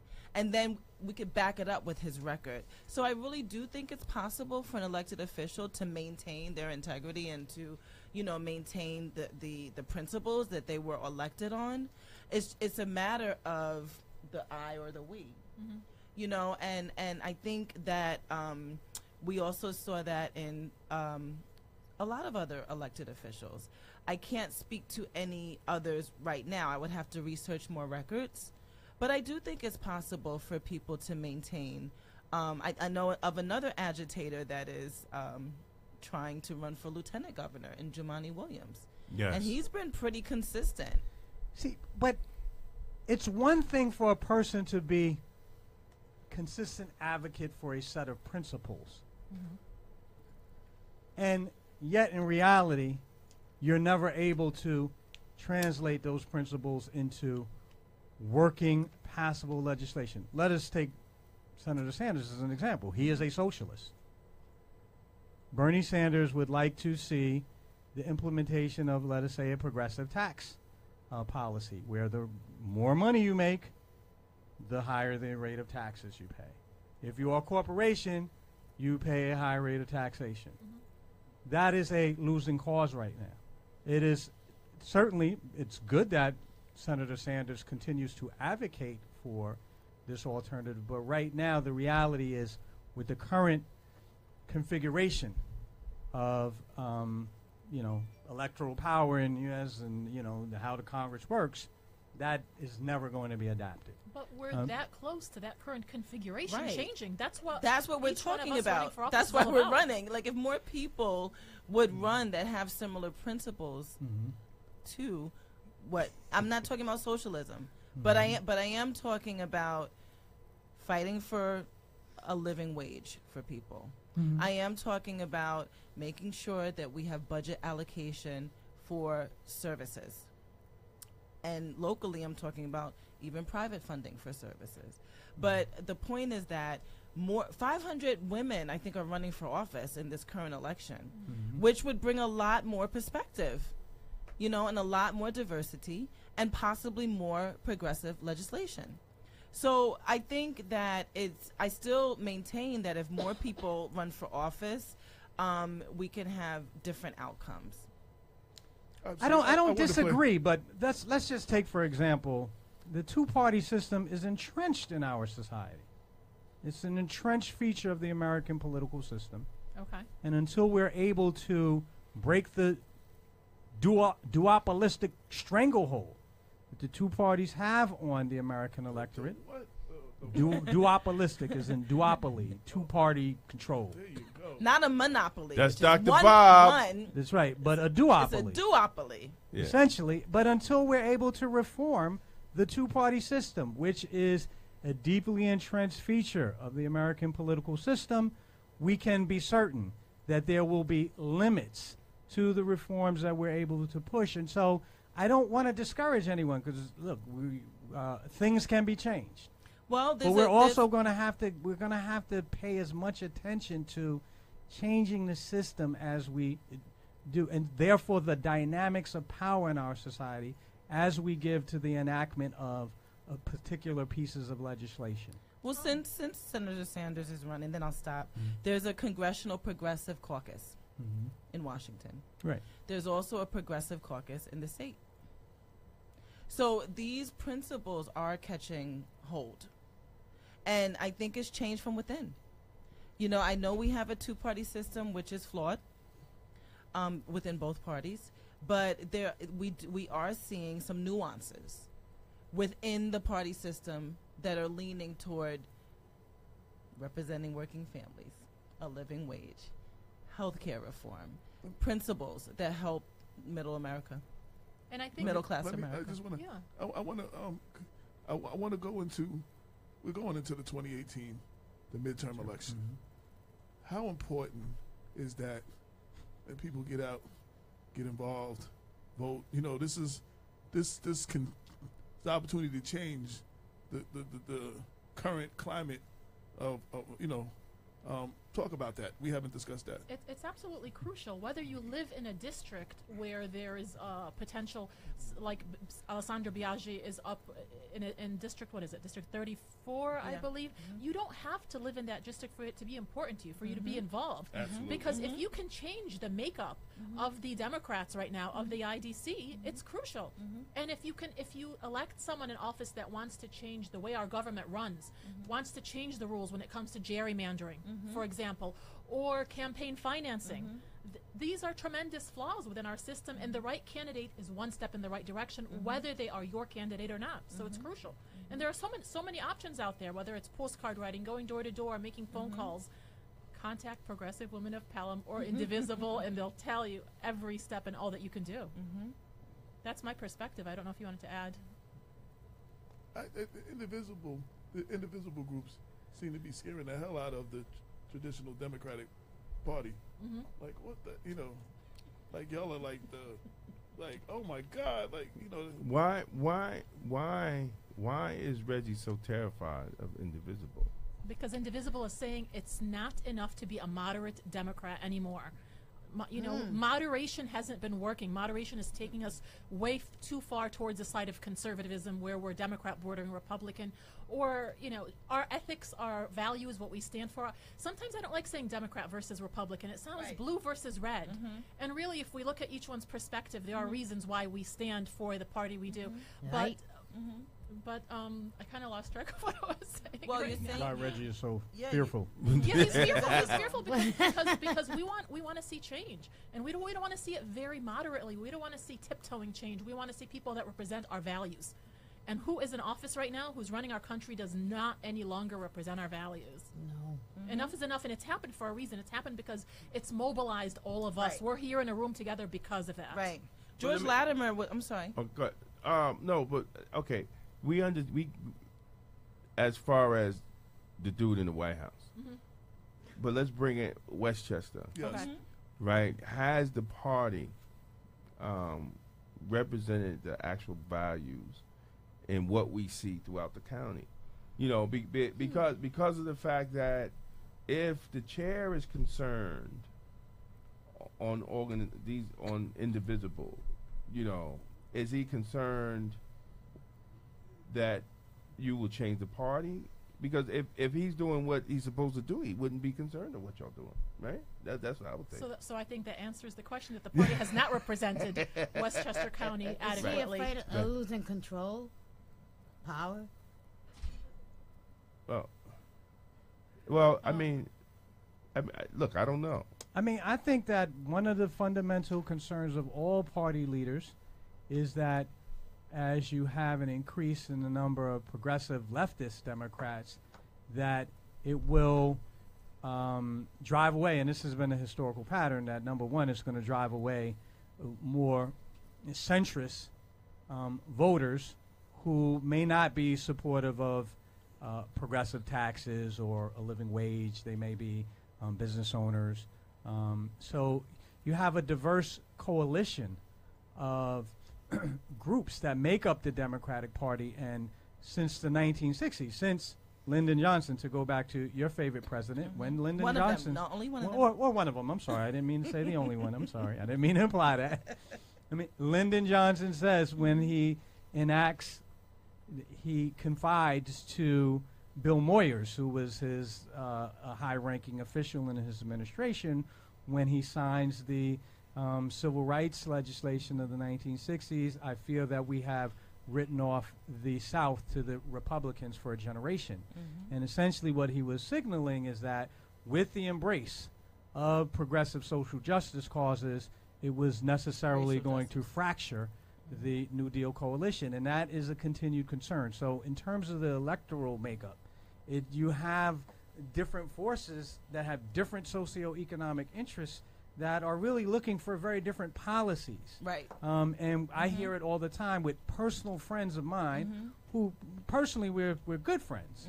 But I know that in terms of their political philosophy, ideology, they're much more conservative and, you know, are in support of lower taxes and, you know, a less generous social welfare program. So that's number one in terms of electoral makeup. But also, we have to realize that the parties are so dependent on corporations and the funds of Well, that's the large first donors that its ability to raise money is going to be jeopardized if there's a leftward drift. And But while we Bernie may Sanders say, just showed us that's not true. That is not true. Mhm. He raised a lot of money by $27. well, the question is, can you But are we raise a lot of talking money? local or national? That's right. Can you raise a lot of money? Because remember, who? in Westchester County, Yeah, well, let me just tell you this. that's a different I'm trick. running for county legislator. I presented to the Postal Workers Union in Harlem, and they said, we want to support you with our check and our endorsement. Before that, 2 people offered to do fundraisers. One at Working Families Party, campaign school that I was at yesterday, and another one was a gentleman who I was going to rent an apartment from in New Rochelle. He called to check up on me. He said, listen, you're running for office. You could use my mansion for a fundraiser. So yes, progressive values are resonating with people because people are suffering. Whatever we've been doing, the income disparity has grown. Period. I am totally. Period. Speaking on I resident, I just want to say one thing because I don't want to sound pessimistic. All I'm saying is these are challenges that Yeah. progressives must find new solutions to, and therefore we have to go beyond traditional fundraising approaches, for example. If we can do that, We have. That's Oh, my point but is that we have. Okay, well, I just want to. not only at the presidential level, wanna but know also at the local level, so it can be 15 demonstrated. minutes. We're at the 15-minute mark, so I want to give, especially the 2 candidates, how people can get in touch with you, website, communication, you know, and any last messages that y'all have. Just starting to wind down because Okay, you go Bob first. came in here and ran. So I just want to out. thank Dr. Bob because, you know, conversations like these are very relevant for the political process. And it does make us think, okay, yeah, we need to ask for $5 and $10. But what other larger, you know, ideological entities would donate to someone that says we need a fair and living wage? Unions are usually the good match for that. So yes, I don't want to sound adversarial. I just did want to present what is happening on the ground, and it's not just in Washington. So for me, I have a page on Facebook. It's Tasha Young for County Legislator. My Twitter is I have to have millennials run my page. Because it is young, the number 4, DIST 11. And on Instagram is TASHYON, Tashion. So those are my social medias. And I look forward to answering any questions and talking to people. I love this kind of discourse. I'm a person that likes political discourse. I like policy. I kind of nerd out when it comes to politics. So, yeah, I would love to talk to people. Oh, look at you got the Black Power. Yes. Love so it. This is my Facebook page. And my supporters are, I caucus with millennials. I will say that, even as a Gen Xer, because I feel the policies that are now being implemented are not thinking about what the millennial worker looks like. For instance, millennials work maybe 3 to 5 years at each position. So what does that retirement look like? You know, I would propose some creative ways to look at a state pension fund for people that don't work 20 years at one job. So yeah, I caucus with millennials. I think they're fantastic. And we're actually working with 5 generations, right? So we have the traditionalists who are still working, some of them. They're in their 80s, unfortunately, but still working, 90s. And then we have our baby boomers, a little younger, 70s, 50s. And then we have Generation X, which is us, right? And then we have the millennials. And they go up to 37. So a lot of them have been working for a while. They're young families. And then we have younger millennials. And then we have these wonderful activists coming out of high school. And their generation is called Generation Edge or Generation Z. And they're voting. And they're working. And the things that we're talking about, they're unfamiliar with. So they're really looking for what is happening right now and what are you going to do for me right now in real time. Yeah. Because I'm going to make an app about you, and I'm going to tweet about you, and I'm going to do all kinds of things about you if you're not meeting my needs. So a lot of what we're talking about, we really do have an opportunity to do it differently. And it's by engaging the electorate. So thank you. I'll start by giving you my contact info. You can find me at pelhamnydemocrats.org. As well, you can always email me, hananke@gmail. That's HANAN, K like Kimberly, E like Edward @gmail.com. And this was an incredible opportunity. I would have to say I've sat in on a radio show like this once before, and it was as a broadcast reporter, kind of overseeing and doing a story on a radio program. I believe it was in Connecticut, but I definitely welcome these kind of platforms. It's a great area to vent, to brainstorm. It's incredible, really constructive dialogue.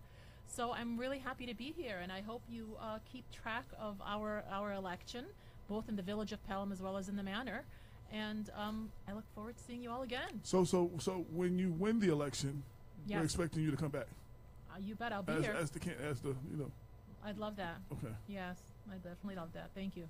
And hopefully, like I said, you'll take up my invitation to let us know what's going on in the Pelhams with your pen for Black Westchester, blackwestchester.com. Absolutely. Yeah. Thank you.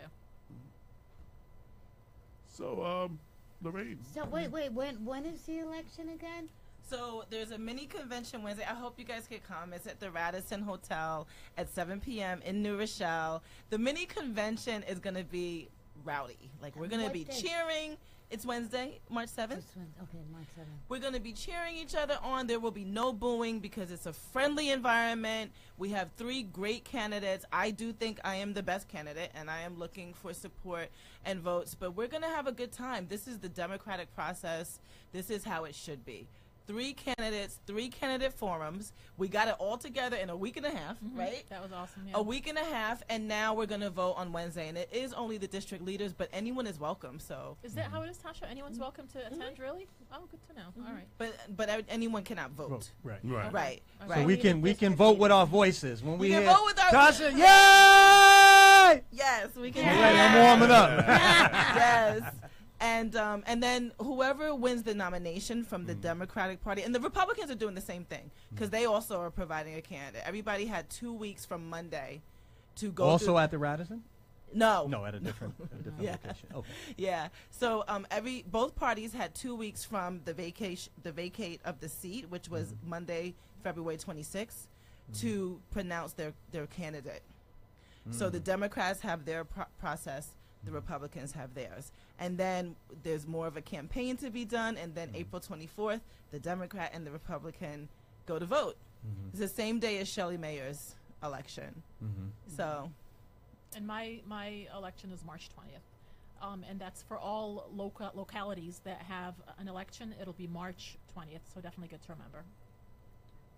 Okay, I know. We're coming to the end. Now, elections are traditionally, people think November.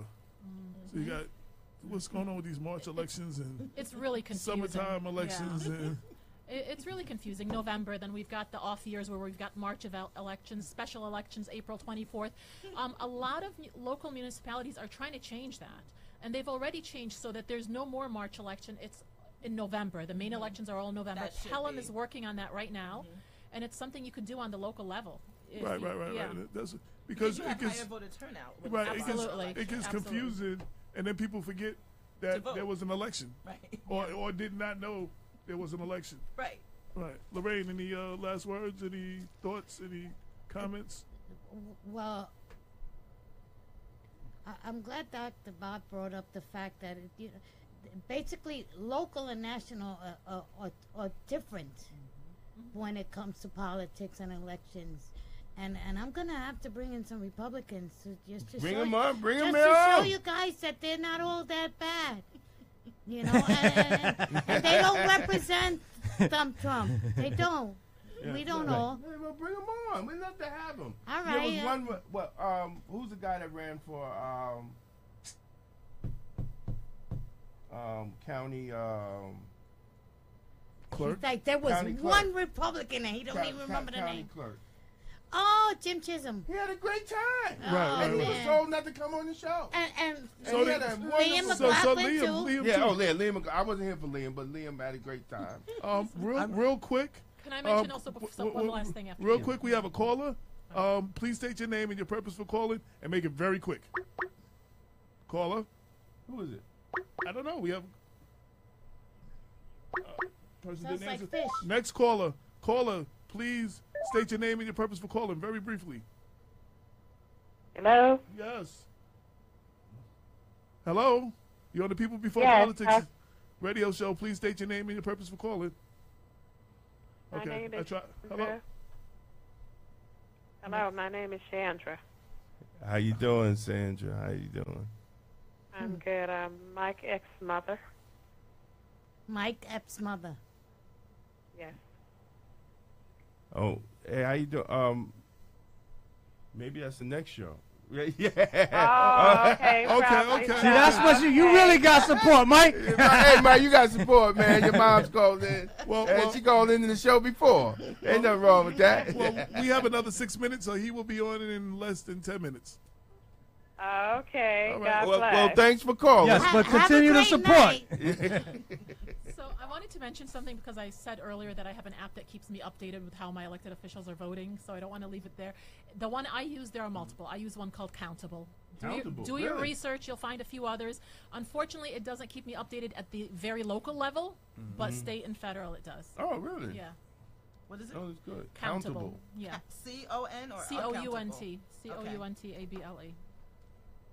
Oh, wow. I mean, I want to, I want to say that I, of course, I was a Bernie supporter. I did vote for Bernie in the primaries, and I will be casting my, giving my support, both my vote and, any extra energy I have to support the candidacy, certainly of my sister Tasha, who I happen to know for some time and who I've always understood to be a steadfast principled leader, and I want to encourage everyone within Listening Voice to do the same. Just because I'm obligated to do my due diligence, I don't want to repeat the errors of the past, and so I'm sure, though, I know the way you were saying that you were leading to something. I'm sure that since you're sitting next to Tasha, that means you're good people, and you also are fighting the fight, and so I look forward to giving you my support as well. Thank you. I did not want you all to think, because I see challenges, that I don't think that your candidacies don't represent part of the solution, because I do believe that it does. Iron sharpens iron. Absolutely. One word. Thank you. Yeah. Damon K. Jones. Yeah, you know, there's a lot of these political. I'm not funny. He's with the apps right now. I didn't know there was so many. Apped out. D is apped out. You hear me like bing, bing, bing, bing. I'm just downloading a whole bunch of them. I'm gonna have a great time at work. But you know, we just got to keep it moving, man. Just look out for the Women's History Month edition of Black Westchester Magazine. Nice. And this Nice. Saturday in Mount Vernon, Councilman Andre Wallace will be hosting his first Women's History, Women's of Essence, Women's History Month, Women's of Essence Award brunch, where he's honoring women throughout Westchester County in law enforcement, women of color. It's going to be a great. It's going to be a great show, and it's great award. The first time that this has ever happened in Westchester County in Women's History Month. So look forward to that. And the Grand Council Guardians, which is one of the largest black law enforcement organization in New York State, is having a Women's History Month event out in Nassau County, and that'll be great. We have to go out there. We are honoring a young lady from corrections, Sister Anderson, and we're going to go out there and show our support out there, and big up to all the women that make things happen.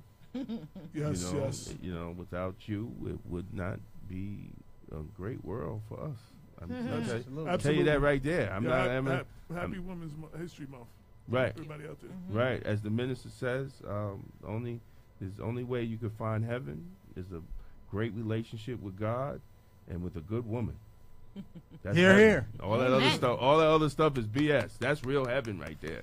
So we got a couple of before Lat George is tuned in. DJ Nesto from Virginia is tuned in, and Damon Craig Jackson said, "Fight the power with the power that we have the power to fight back with." I'm fighting with Damon K. Jones because he's fighting for what is right, not for what is wrong. Fighting for the betterment of the people. Thank you, my brother. Love you always. No doubt, no doubt, no doubt. And with that, we are coming to the close of the show. Like Damon said, look out for the March 2018 Women's History Month edition of Black Westchester, the newspaper, which will be hitting streets starting tomorrow and throughout the week. But you can see it right now on blackwestchester.com. Go into the last tab, newspaper. You can read the digital version of the paper. Thank you all. We're putting together the April issue now. So if you want to advertise, make sure that you hit us at advertisewithbw@gmail.com. And we want to thank everybody for tuning in. Everyone I named, everyone I didn't name, everyone who can hear the sound of my voice. We thank our guests for coming in and for sharing, taking the time to share with our audience their views and what they're about, and engage in this kind of conversation that we need to have and what this show is all about. The people be putting the people before the politics. You could be doing anything else right now, but you decided to ride with us, and we greatly appreciate it. This is Black Westchester Presents the People Before Politics radio show every Sunday night, 6 to 8 on InTheMixRadio.com. Until next week, peace. 22 million black victims of Americanism are waking up, and they're gaining a new political consciousness, becoming politically mature. And as they develop this political maturity, they're able to see the recent trends in these political elections. Any minority that has a block of votes that stick together is in a strategic position. Either way you go, that's who gets it. You're in a position to determine who go to the White House and who stay in the doghouse. You're the one who has that power. You and I have never seen democracy. All we've seen is hypocrisy.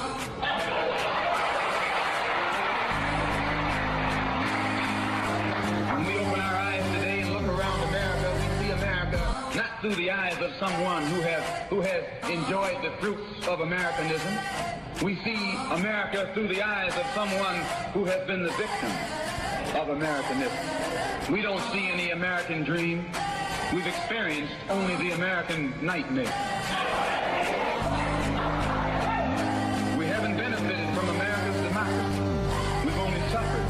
from America's hypocrisy.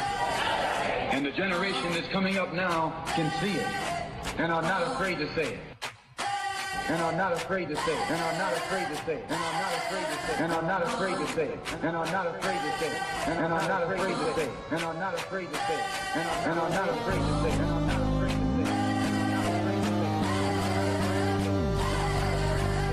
And are not afraid to say it.